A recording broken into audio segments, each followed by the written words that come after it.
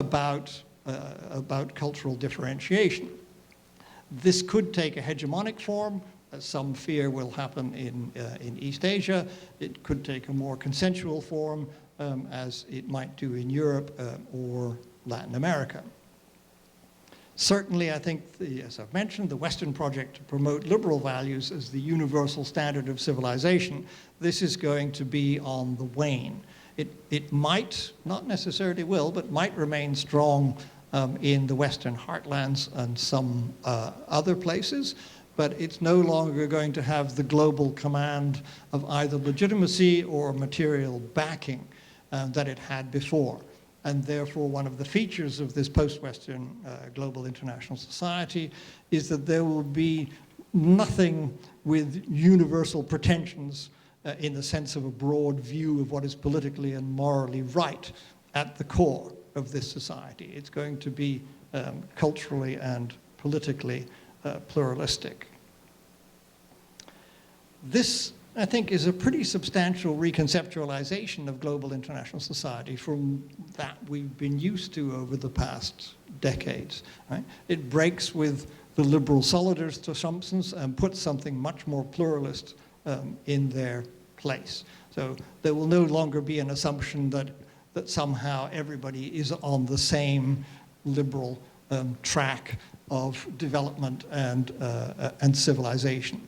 That's going to give way to the idea that there will be multi-tracks, just as there's now, as it were, a literature on varieties of capitalism, which goes across the board from American-style liberal capitalism through European and Japanese-style social democratic capitalism to the authoritarian capitalisms in Russia and China and elsewhere. That, in a sense, is just the beginning of what will be a broader move towards a more culturally and politically explicitly pluralist global international society. So, as I suggested, this is not going to look like classical multipolarity in any way, shape, and form, because there will be no central competition to try to dominate global international society and impose a single vision on it. So that produces some normative and practical questions as to how one might try to balance this global international society as it emerges so that it can both deal with the shared fate problems and also the demand for cultural pluralism within world society. As I've suggested, this is likely to produce a much more layered form of international society. What would be nice, although I'm not too optimistic about it, is that if the great powers, both old and new, could shift their focuses away from clashes about democracy versus authoritarianism, or the general principles of world order, and take a more deeply pluralist view. Pluralism requires tolerance and coexistence. That's what it's about. So the great powers, if they're going to get on with each other, are going to have to become more tolerant of their political and cultural projects and differences.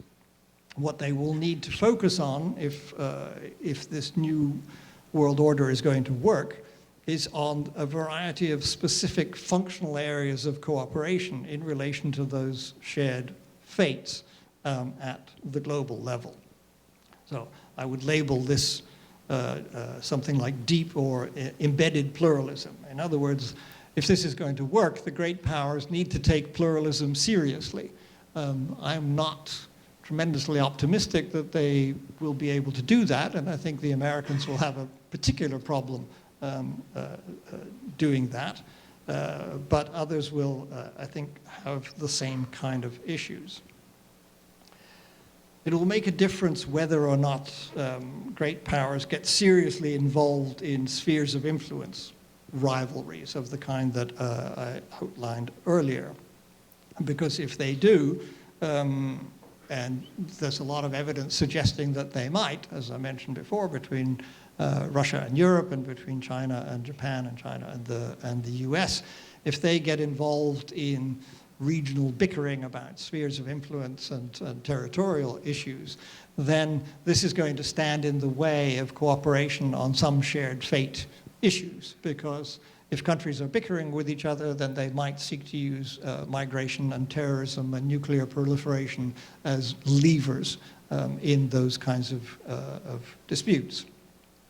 Likewise, there's quite a lot of poisonous historical memory still in the air in various places. And if that is maintained, I think between China and Japan, it's particularly bad, but it's also bad between Russia and the US, Russia and the West, and China and the US. If those things are cultivated, as they are being at the moment, this will make cooperation on shared fate problems more difficult. I am, however, somewhat optimistic about cooperation on shared fate problems, because the emergence of what I would call environmental stewardship as an institution of international society has been quite successful over the last years, and does seem to indicate that even bickering great powers like China and the US can come to terms when confronted with a shared fate problem that doesn't have any ideological content. Right? So environmental stewardship isn't about liberal versus authoritarian government. It's a shared fate problem which has to be dealt with, or else everybody's going to be in difficulties. So I think there are some signs for optimism about that kind of, if you like, solidarism emerging at the global level of international society. I think a fairly firm prediction can be made about the existing structure of intergovernmental organizations, because that structure was very much put into place during the period of Western dominance.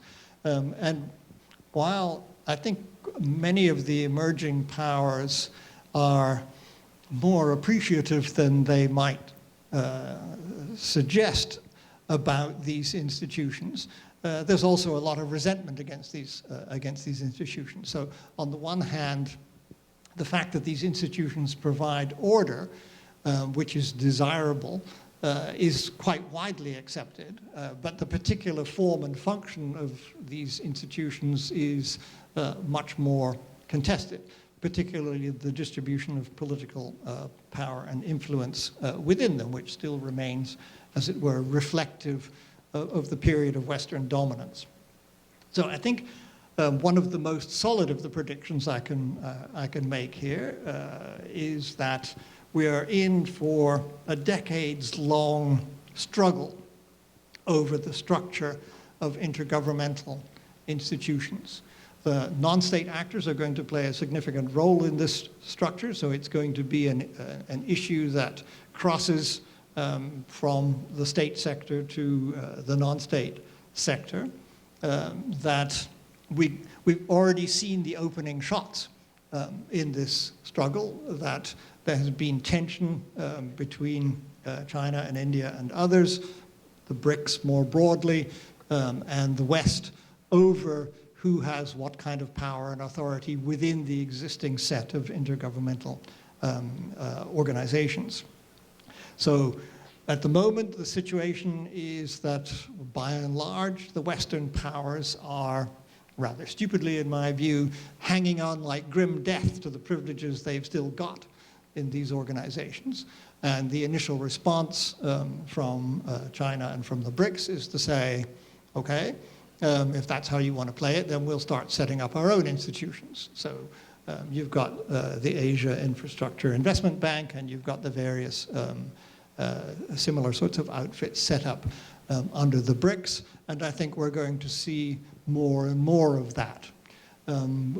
Whether these organizations eventually become complementary or whether they become antagonistic, whether they are bargaining chips in order to get reform in the existing organizations, I don't know. The exact shape of this isn't predictable, But the fact that we're going to have a decades-long struggle to reestablish, as it were, a consensual set of intergovernmental organizations, that I think is definitely going to be a feature of the period into which we are moving. And this means, if I can revert to English school speak for a minute, that there's going to have to be a merger between great power management, which is how the English school thinks about this, and global governance, which is a kind of separate literature of a mainly liberal hue. These ways of thinking have to be brought together because neither of these things is going to happen separately, they're going to happen together. And you can see that very clearly in something like the Ebola crisis of a couple of years ago, where great powers were involved, even great power militaries were involved, but also a lot of non-state actors and intergovernmental organizations were involved. And it needed all of them in order to deal with that. So the IR academic literature is behind the curve on this. And those who think about great power management and those who think about global governance need to get their heads together and start thinking about how these two things work together, not about seeing them as somehow antagonistic to each other. So I hope I've provided you here with a kind of plausible overview of the international landscape into which we are moving. And of some of the structure and some of the dynamics of a post-Western global international society.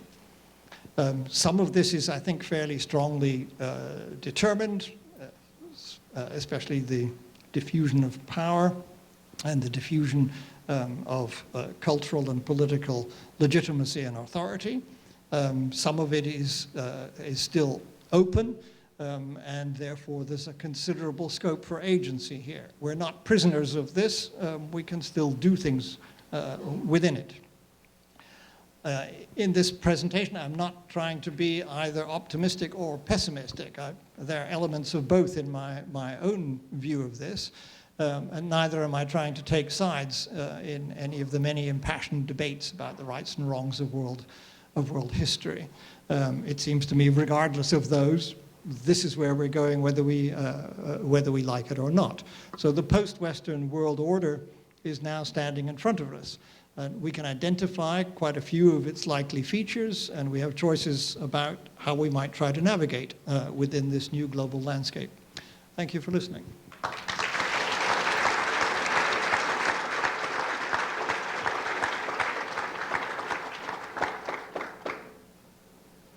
We've got 10 minutes if anybody has a question or questions, or do the organizers want to take over? I can take over, but if you want to have a Q&A section, well, if there's time, sure, yes. Why not? We still have 10 minutes.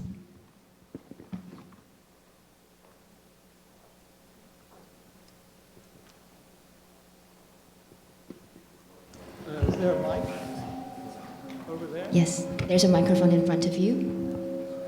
Thank you.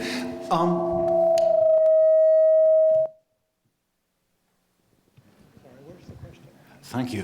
What I found very interesting is the notion that despite all the differentiation processes going on, you still use concepts of a unitary core and periphery instead of looking at what you could call functional or sectoral differentiation, the idea that some actors, some states might have a very important political role, others might be economic centers or intellectual centers and so on. And are we not going to see much more differentiation along those lines? Are we not going to see the end of a unitary core per se? Thank you. Yes, that's a good point. In some ways, I don't disagree that we're going to see more functional differentiation. I don't, however, think that functional differentiation is going to take over and become the dominant form. My position on that would be that we are going to be in a world where you've got segmentary and stratificatory and functional differentiation all happening together in a very complicated mix. But it does seem to me that the state system is pretty robust, which was why I said not a post-Westphalian system.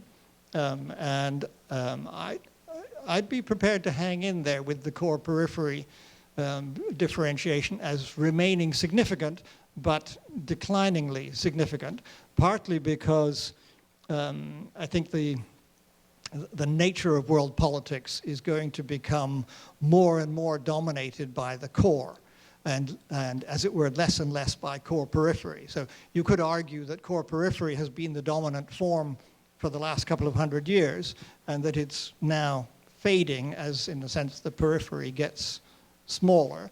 So what we'll get is something more characteristic of purely core politics. And within that, yes, functional differentiation will play a role, and I guess the way I was trying to express that was through the larger role of non-state actors of all kinds in this. It's unclear to me at what point this international society is going to reach a constitutive crisis when it has to start saying states are not the dominant unit, right? But I don't think we're there yet, and I don't think we're going to get there anytime soon. But de facto, other kinds of non-state units will become increasingly dominant, and at some point that will create a crisis. But I think that's a fair way down the line. Now, there was over there, you've got mics in front of you, apparently. Yeah. I'm Xinji Chen from National Cheng Kung University in Taiwan.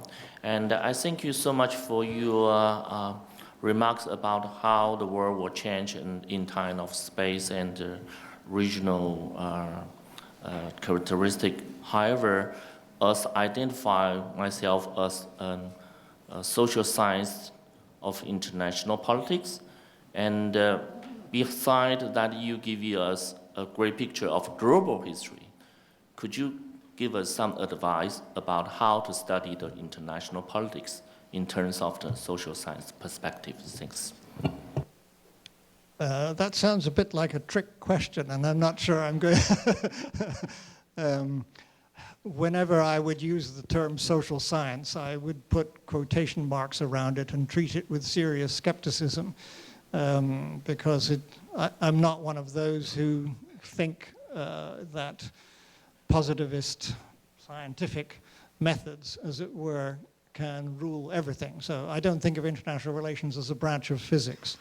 And if you do think that way, and there are plenty of people who do, then we're in quite different terrains, and I'm never going to be able to give you a satisfactory answer. A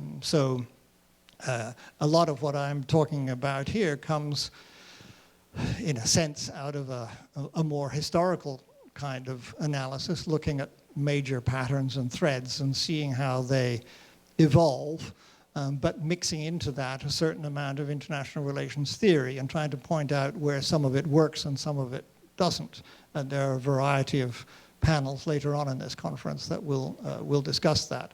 So maybe we stand on sufficiently different ground on this that we just have to, as it were, take a pluralist attitude and say, may the best man win on this.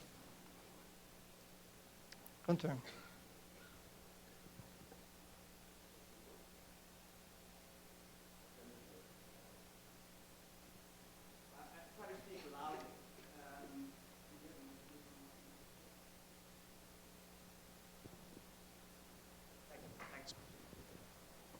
Thanks, Barry.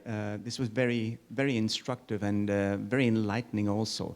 I have one question about your very explicit statement that you're essentially working on an extrapolation basis. You're assuming that we're standing here, acknowledging explicitly there are lots of wild cards out there. I'm just curious in what sense you think we as scholars working in a historical sociological tradition are able to systematically account for the wild cards in some fashion, because obviously if we look back, say, a few decades, we have seen that lots of wild cards actually affected world history in the course of things. And I'm just curious to what extent you think your scenario is robust in terms of actually handling possible wild cards to jump in. Okay, good question. It would depend on the nature of the wild card and when it came, and those, of course, are things that you can't predict. Dan Dewdney and Olive Aver and I have been trying to think about this, so far not very successfully, but very entertainingly. And, we've taken a close look at the literature on advanced AI and the idea that sometime in the not too distant future, advanced artificial intelligence of some sort, right? And there are many possibilities, but something that is equal to or better than the Mark I human being will be with us. Right?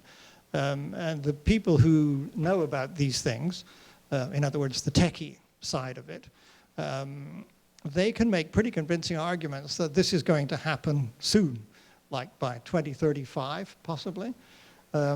Which would be inside my zone.